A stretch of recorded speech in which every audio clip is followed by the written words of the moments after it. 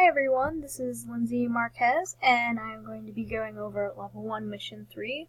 This is a summary and reaction to a historical news event that I found through the library's resources. The article is called More Than a Can of Worms. In here I'm going to be going over the article, how does it relate to today, lessons to be learned, and then in the end I sum up all my points per usual.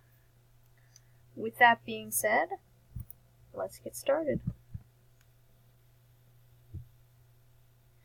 This article in particular is about a student from graduate school in the 1990s. So about 25 years ago, he created a computer program that bypassed computer security systems. So sort of like the viruses that we see today. This program unintentionally infected 6,000 computers, those ranging from things like NASA to the universities, databases, all the way to military computers. Luckily, no data was destroyed, but it did cost them $150,000 to clean the program or worm off the computer. And I know you're thinking to yourself, $150,000. Why is this such a big deal? In the 1990s, this was a lot of money. Nowadays, $150,000 may not seem too detrimental or too extreme. However, back then, that was very expensive. And in the end, the graduate student, Robert Morris, he did in fact face criminal charges for his sabotage. Now, I want to bring to your attention that this sabotage was unintentional. He was playing around, he was making new programs and new softwares on his computer. However, it got out of hand. Now, the next thing we're going to talk about is how does this relate to today? Well, there is a daily presence of hackers in the news who have discovered new ways to access websites. These things pop up all the time, and it's just part of our everyday lives. Also, in existence, there are countless programs for computer protection, all the way from the most free ones, like Avast, to the very expensive ones that exist today. Many people have even witnessed in the presidential election the extent of online hacking along with the importance of online security. And I like to bring this up because this really draws it into our current event cycle.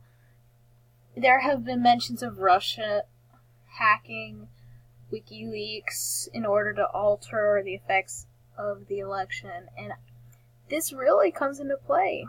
And this just shows the importance of online security because you never know who's going to be searching out your information and wanting to either steal it from you or add things to change your opinion on certain events. Next, we're going to move on to lessons to be learned from this. Even 25 years ago, we were vulnerable to computer hackers. And even though Robert Morris was not an intentional computer hacker, it still happened. He still got into the military, computers, and so on and so forth.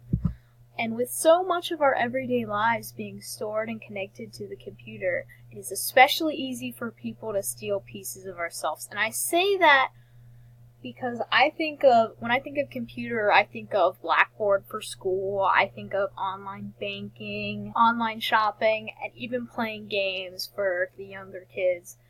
There's so much on the internet that people can easily just steal or copy that we have to be careful. My last lesson to be learned for today is do not prod around in cyber places that you do not belong in. Robert Morris did 25 years ago, and he ended up hacking into many different computers. It cost him a lot of money, and he also faced criminal charges for his mistake. So be careful if you're playing with softwares that are messing with computer security and so on and so forth. Summing it up for today, mistakes that people have made in the past have the potential to teach us lessons. So just in the area of the cyber realm, do not poke and prod around in security bypassing softwares unless that's what you do for a living, because like Robert Morris, you could end up facing criminal charges for a unintentional sabotage.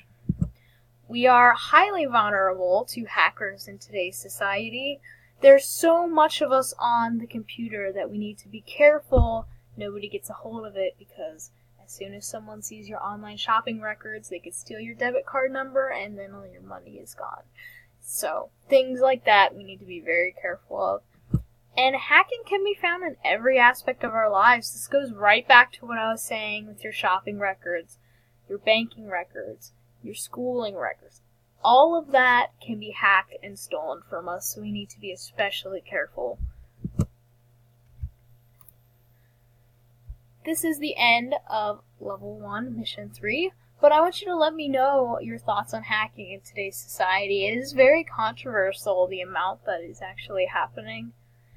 And another question I want you to think about is it beneficial to have so much sensitive information online? Some people say it's better, some people say it's worse. Those are just things I want you to think about next time you log on to do schoolwork or next time you log on to check your bank records.